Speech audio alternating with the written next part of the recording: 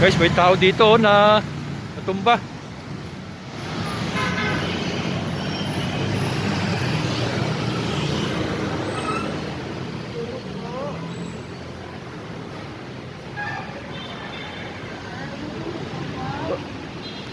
Ano po ba kayo?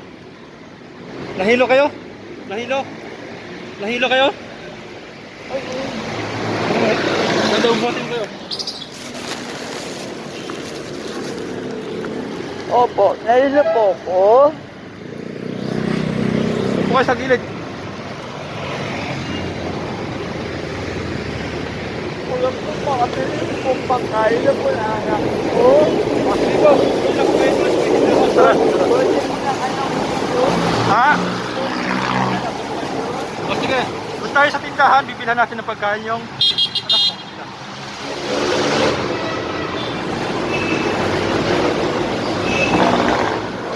Ayan guys, si tatay yung natumba.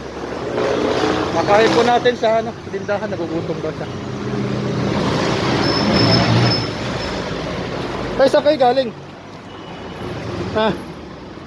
Galing po po ko sa Santa Maria. Bulacan? Opo. Ha? O sige po, doon tayo sa may tindahan.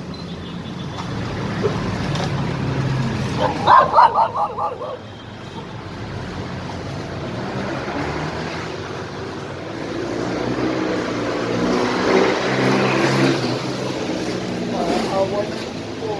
Makapili na rin po ang gamot niya po. O sige, bibigyan ko po kayo ng pabili ng gamot. Rayuma. O sige po.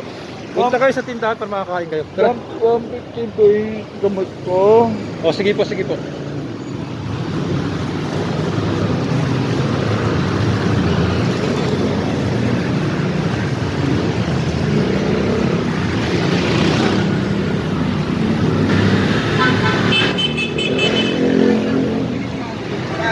Ayan, gusto niyo po ba kumain yan?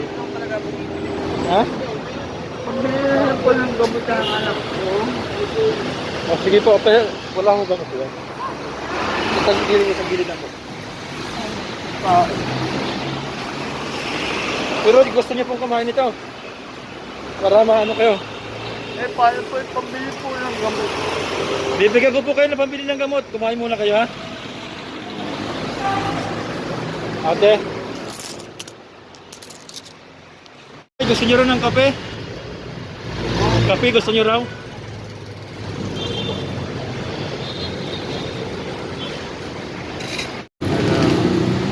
Binigyan siya ng nurse ng kape para makapagpainit lang daw. Yan, si mami yung nagbigay ng kape.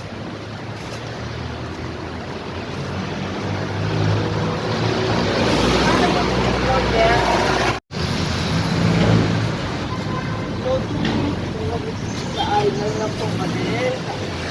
Anak ko.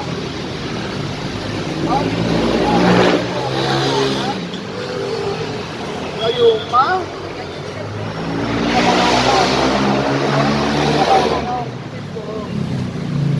Hindi po, pero po rayuma.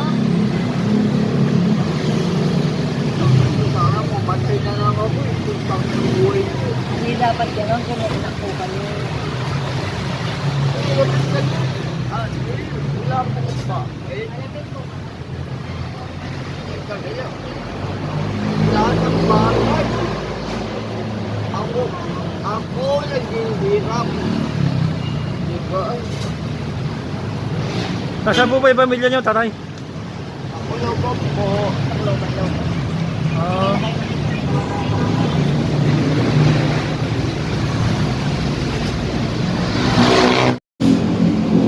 Mabibili niyo ba ito ng gamot?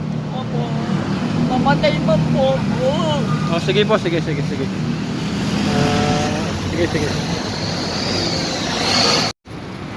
Ito lang yung pera ko, ha. Yan. Lahat tayo bili nyo ng gamot to. Wala akong pera, kundi yan lang. O, wag. Sumandal kayo doon, sumandal kayo. Okay. Ako may kahit Sige po, ililipat tayo doon.